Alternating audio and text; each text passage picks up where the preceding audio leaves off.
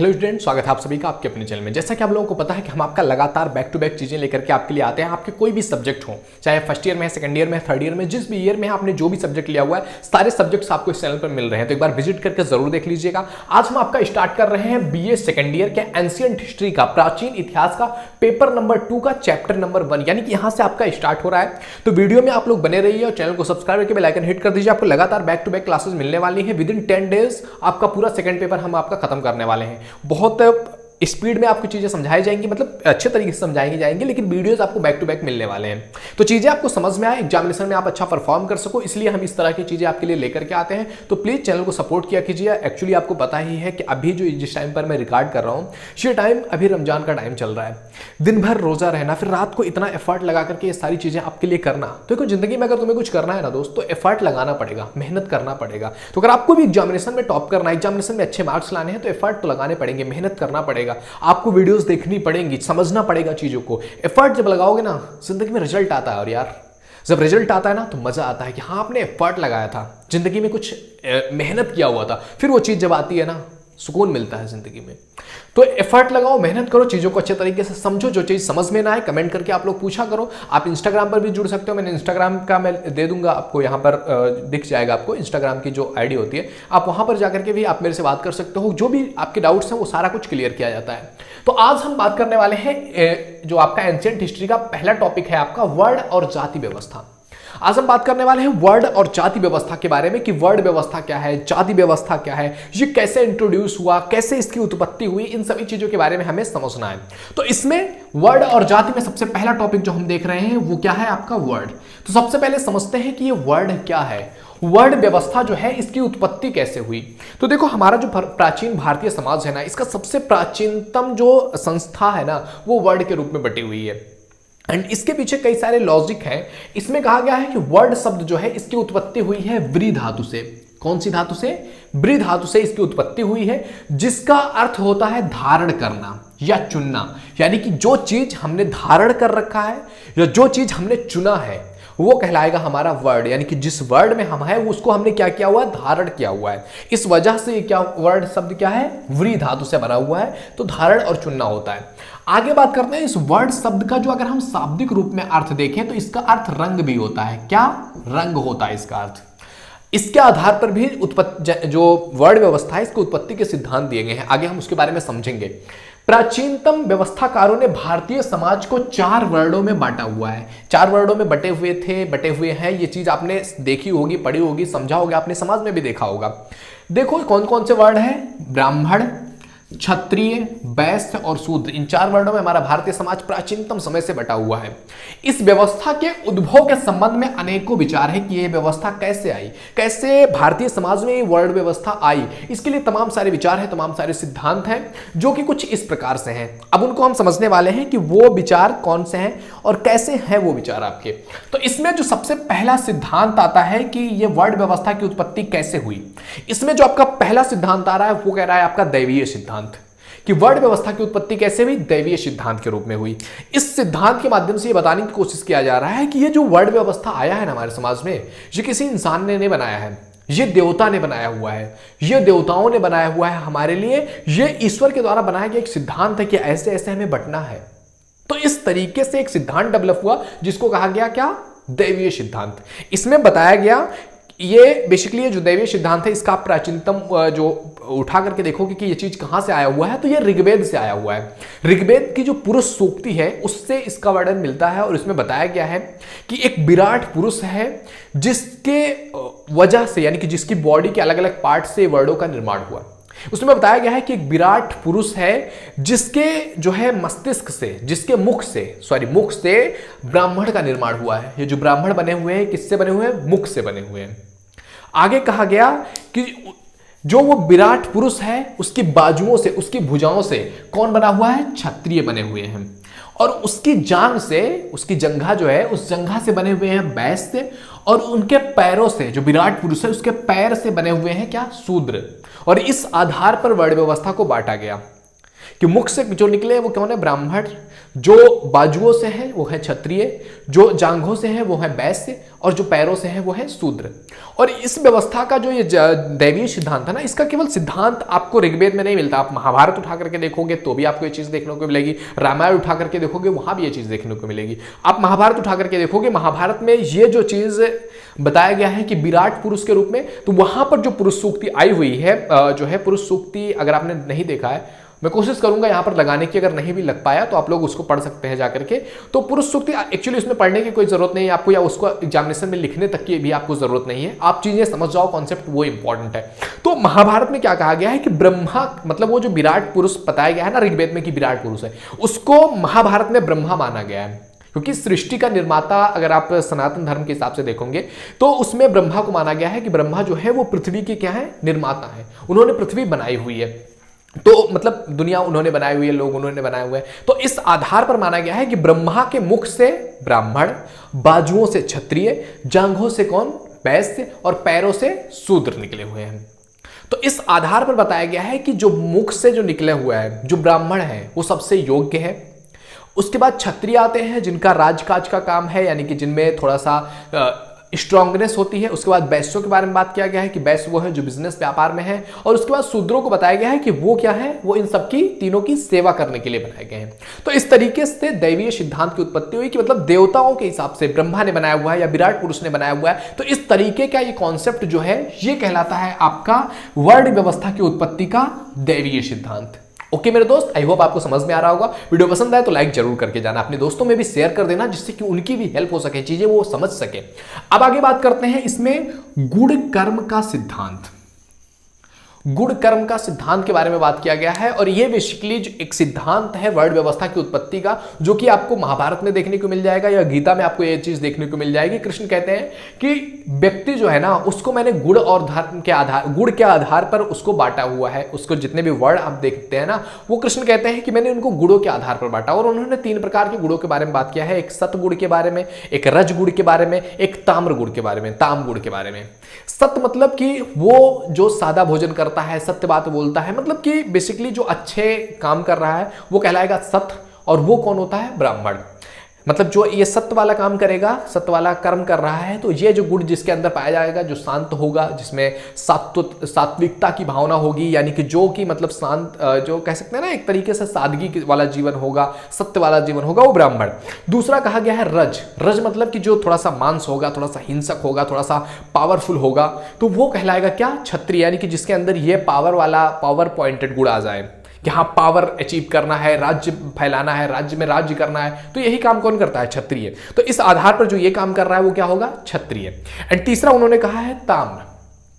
ताम मतलब उन्होंने कहा है कि ये जो ताम गुण रखने वाले हैं, यानी कि तामसी गुण। ताम मीन्स तामसी मतलब कि मांसाहार की तरफ बढ़ जाना, या फिर जो है चमड़े का काम धाम करना। तो इस तरीके की जो काम कर रहे हैं वो कहलाएगा आपका ताम। तो उन्होंने कहा जो ब्राह्मण होते हैं वो सत के अंतर्गत आते हैं, जो क्षत्रिय होते हैं वो क्या होते हैं? रज के अंतर्गत, यानी कि जो पावर पॉइंटेड होते हैं। और जो वैश्य होते हैं उनमें सत और उनमें रज और ताम दोनों का गुण पाया जाता है। उनमें पावर पॉइंटेड भी गुण होता है क्योंकि व्यवसाय करते हैं, उनको अचीवमेंट सही है, और वो कहीं ना कहीं जो है जो ताम वाला गुण उनमें होता है, जो एक भोगी वाला गुण होता है, वो भी आ जाता है। और चौथा बात किया गया है कि इन तीनों की सेवा करने वाला और जिसके अंदर केवल तामसी गुण ही पाया जाए, जो मांसाहार हो, जो जिसके अंदर सात्विकता की चीज ही ना हो, वो कहलाएगा क्या? शूद्र। तो इस तरीके से उन्होंने, कृष्ण ने कहा था कि हम इनको 4 भागों में बांट रहे हैं इनके गुणों के आधार पर। जिस तरीके का जो गुण दिखाएगा उसके अनुसार वो उसमें रहेगा। तो ये कहलाता है आपका गुण कर्म का सिद्धांत। आगे बात करते हैं तीसरा जो सिद्धांत के बारे में बात किया गया है, तीसरा है आपका रंगों का सिद्धांत। कैसा सिद्धांत दोस्त? रंगों का सिद्धांत। अभी हमने बात किया हुआ था ना कि वर्ड शब्द का शाब्दिक अर्थ क्या होता है? रंग भी होता है। यानी कि जो वर्ड शब्द है इसका एक अर्थ क्या होता है? रंग भी होता है। तो अब रंग के आधार पर भी वर्णों को बांटने के बारे में बात किया गया है कि वर्णों की जो उत्पत्ति हुई ना, ये कहीं ना कहीं रंगों के आधार पर भी हुआ है, और ये भी एक सिद्धांत के रूप में सामने आता है हमारे। और इसमें बताया गया है कि जो वर्णों को रंगों में बांटा गया उसमें जो श्वेत रंग के रखने वाले हैं, यानी कि ब्राह्मण जो है वो श्वेत रंग के होंगे, यानी कि जो सफेद रंग के लोग हैं, जो गोरे लोग हैं, वो कौन है? ब्राह्मण है। और दूसरा बात किया गया क्षत्रिय, जिनको लाल रंग से दर्शाया गया है कि जो जिनमें लाल रंग होता है, खून का फव्वारा, मतलब गुस्सा, एग्रेशन, खून, मतलब जो जिनमें लालिमा पाई जाए, जिनका कलर थोड़ा सा लाल होता है ना, गोरे में लाल कलर, तो वो होंगे कौन? क्षत्रिय। एंड तीसरा कहा गया वैश्य, और वैश्यों का कलर को दर्शाया गया कि वैश्य जो जिनमें व्हाइट और पीला जो होता है ना, पीला टाइप जो जिनमें पीला देखने को मिलता है, तो वैश्यों को दर्शाया गया कि ये पीले कलर के होते हैं, मतलब इनमें पीला ज्यादा देखने को मिलता है। एंड शूद्रों को दर्शाया गया कि ये काले रंग के होते हैं, यानी कि जो काले रंग के लोग हैं वो क्या है? शूद्र हैं। इस तरीके से रंगों के आधार पर भी वर्णों की उत्पत्ति हुई। श्वेत वाले ब्राह्मण, लाल वाले क्षत्रिय, जो आपका पीला है वो वैश्य, एंड काले शूद्र। इस तरीके से वर्णों को दर्शाया गया है रंगों के आधार पर। अब आगे बात करते हैं, अगला है आपका कर्म का सिद्धांत। कर्म का सिद्धांत कहता है कि एक व्यक्ति जो भी कर्म कर रहा है, यानी कि एक तरीके से आप कह सकते हो कि जो काम वो कर रहा है वो काम जिस वर्ड के अंतर्गत आता है वो व्यक्ति उस वर्ड का हो जाता है। यानी कि इसमें कहीं भी रिलीजन या कास्ट या रंग, रूप, मतलब वो चीज के बारे में बात नहीं किया है। यहां पर बात किया गया है कि जो व्यक्ति जैसा कर्म कर रहा है, जो काम कर रहा है, अगर वो ब्राह्मण का काम कर रहा है तो वो ब्राह्मण है, अगर वो क्षत्रिय का काम कर रहा है तो वो क्षत्रिय हो सकता है, अगर वो वैश्य का काम चूज कर रहा है तो वो वैश्य हो सकता है, अगर वो शूद्र का काम चूज कर रहा है तो वो शूद्र हो सकता है। यानी कि कर्म के सिद्धांत क्या कहता है कि जो व्यक्ति जो कर्म कर रहा है उसका वर्ड वही होगा, वो उसी वर्ड के अंतर्गत आएगा जैसा वो काम कर रहा होगा। तो ये कहलाता है दोस्त आपका कर्म का सिद्धांत। इसके बाद जो है वर्ण व्यवस्था की उत्पत्ति का अगला सिद्धांत आता है आपका जन्म का सिद्धांत। एंड आज के टाइम पीरियड पर जो हम सिद्धांत देख पा रहे हैं ना, वर्णों के रूप में जो बटे हुए हैं, वो सिद्धांत जो हम देख रहे हैं वो है जन्म के आधार पर सिद्धांत। यानी कि आप कैसे भी हो, कोई भी हो, आपने अगर ब्राह्मण के घर में जन्म ले लिया है, आप नीचता की हद पार कर दो, लेकिन आप क्या हो? ब्राह्मण हो। आपने क्षत्रिय के घर में जन्म ले लिया है, आप में जरा भी करेज नहीं है, हिम्मत नहीं है, पावर नहीं है, लेकिन आप क्षत्रिय हो। क्यों? क्योंकि आपने जन्म ले लिया है। आपने वैश्य के घर में जन्म ले लिया है तो आप वैश्य हो, आपने शूद्र के घर में जन्म ले लिया है तो आप शूद्र हो। यानी कि you can not change your वर्ण, आप अपना वर्ड चेंज नहीं कर सकते हैं। जहां आपने जन्म ले लिया दैट इज योर वर्ण, वो आपका वर्ड है, वहां पर आपको रहना है और उसी के अकॉर्डिंग आपको काम कर रहा है, वो सारी चीजें आपकी हो गई। यानी कि एक व्यक्ति जिस वर्ड में जन्म ले रहा है और उसके आधार पर उसके वर्ड का जो एक डिफाइन हो जा रहा है कि हाँ ये बच्चा या ये पर्सन इस वर्ड का है, वो व्यवस्था कहलाती है आपका जन्म का सिद्धांत। यानी कि जहां पर जन्म ले लिया व्यक्ति क्या हो गया? उसी वर्ड का हो गया। आगे बात करते हैं, कुछ अन्य भी सिद्धांत है जिसमें कई सारे विद्वान, जो अभी आधुनिक विद्वान है, उन्होंने सिद्धांत दिया हुआ है कि वर्ड या जिनको हम लोग देखते हैं, अभी आप देखोगे अन्य जो सिद्धांत आ रहे हैं, ये सिद्धांत आ रहे हैं आपके व्यवसाय के आधार पर कि आप कौन सा काम कर रहे हैं, आप जो काम कर रहे हैं, जो आप व्यवसाय कर रहे हैं, जो आप प्रोफेशन चूज कर रहे हैं, दैट इज योर वर्ड। आप उस वर्ड के हो गए, उस कैटेगरी के आ जा रहे हैं। अभी आप देखोगे ना, जो एंटरप्रेन्योर्स हैं वो एंटरप्रेन्योर्स की कैटेगरी अपनी बन जाती है, जो जॉब करने वाले हैं वो जॉब करने वालों की कैटेगरी बन जाती है, अगर टीचर है सब तो टीचर्स की अपनी एक कैटेगरी है, कोई वर्कर्स हैं तो उनकी अपनी एक कैटेगरी है। यानी कि जो भी अब वर्ड के बारे में बात किया जा रहा है ना, तो अभी जो अन्य सिद्धांत आए हुए हैं वो सिद्धांत बात करते हैं कि व्यक्ति अपना जैसा व्यवसाय करता है, जो काम कर रहा होता है, जिस प्रोफेशन में होता है, व्यक्ति का वही वर्ड हो गया है। और अभी लाइफ में ऊंच नीच ये वाली जो भावना है ना, ये सारा कुछ आ गया है किस चीज पर? पैसे पर। आपके पास अगर बहुत ज्यादा पैसा है तो आप बहुत ज्यादा अमीरों वाली कैटेगरी में आ गया। वो अमीर चाहे कोई ब्राह्मण हो, चाहे शूद्र हो, चाहे वैश्य हो, चाहे क्षत्रिय हो, चाहे कोई भी हो, किसी भी जनजाति कहीं से भी आ रहा हो, अगर उसके पास पैसा है, वो करोड़ों में कमा रहा है, तो करोड़ों वाले सारे लोग क्या हो जाएंगे? उसके लेवल के हो जाएंगे। तो अभी तो आर्थिक स्थिति पर चीजें आ गई हैं और कहीं ना कहीं ये ठीक भी है और कहीं ना कहीं ये चीज गलत भी है। ठीक कैसे है? ठीक ऐसे है कि मतलब कोई व्यक्ति किसी भी लेवल का हो, मतलब कि कोई किसी भी शूद्र जनजाति से भी उठ करके अगर ऊपर बढ़ रहा है और उसके अंदर अपनी स्किल्स डेवलप कर रहा है और आमदनी कर रहा है, पैसे कमा रहा है, आर्थिक स्थिति में मजबूत बन रहा है, तो उसके साथ डिस्क्रिमिनेट नहीं किया जाए कि तुम शूद्र हो, इस वजह से तुमने भले वो सारी चीजें अचीव कर लिया लेकिन हम तुमको नहीं मानेंगे। ये चीज खत्म हो रहा है। वो अगर आपने वो चीज अचीव कर लिया है, अपनी जिंदगी में कुछ फोड़ दिया है, तो आप किसी भी रिलीजन से रिलेट करते हो, किसी भी वर्ड से रिलेट करते हो, लोग आपका सम्मान करेंगे और ये होना भी चाहिए। और दूसरा इसमें जो प्रॉब्लम क्या आ जाता है कि एक व्यक्ति जिसके पास जो है या तो उसके फादर का बहुत बड़ा एम्पायर था, उसके पास पैसा था और वो जाकर के गद्दी पर बैठ गया, वो किसी योग्य नहीं है, लेकिन लोगों को उसके पैसे की वजह से उसको एक सोसाइटी में, उस सोसाइटी में रहना पड़ रहा है जहां लोग अपने एफर्ट के बल पर, अपनी मेहनत के बल पर पहुंच रहे हैं, जहां लोग अपनी जिंदगी में कुछ उखाड़ करके, कुछ अचीव करके पहुंच रहे हैं, वो बच्चे को या उस पर्सन को वो चीज मिल जाए और उसको उस कैटेगरी में रख दिया जाए, तो ये चीज कहीं ना कहीं गलत भी हो जाता है। कई लोगों को अचानक से कोई चीज मिल जा रहा है, वो उस योग्य नहीं है लेकिन चीजें मिल गई हैं तो बैठे हुए हैं। तो इस तरीके से ये सारी चीजें क्या है? ये वर्ड के सिद्धांत है।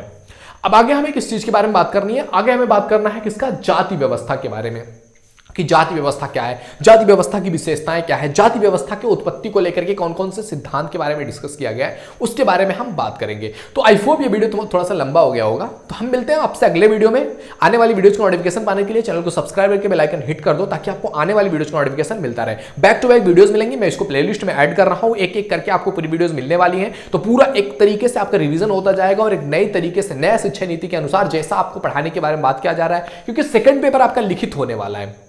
तो मेरे दोस्त थोड़ा सा मैं आपको थोड़ा सा हिंट दे रहा हूं, ये चीज बहुत इंपॉर्टेंट है। अगर आप वीडियो में अभी तक बने हुए हैं ना, तो ये आपके लिए इंपॉर्टेंट है। पहले वालों को शायद उतना पता ना चला हो या उतना समझ में ना आया हो, लेकिन अगर आपने इतना एफर्ट लगा करके आप यहां तक अभी तक रुके हुए हैं ना, तो समझ लीजिए कि अगर आपसे ये क्वेश्चन पूछ लिया जाए कि वर्ण और जाति व्यवस्था की उत्पत्ति पर अपना विचार दीजिए, तो आपको क्या करना होगा, सबसे पहले आप ऐसे लिखेंगे वर्ण व्यवस्था की उत्पत्ति। और ये चीजें थोड़ा सा जो हमने पहले डिस्कस किया हुआ है कि वर्ण व्यवस्था भारत की सबसे प्राचीनतम संस्था के रूप में काम करती है, ये बहुत महत्वपूर्ण भूमिका निभाती है, एंड उसके बाद ये चीज आपको लिखना है।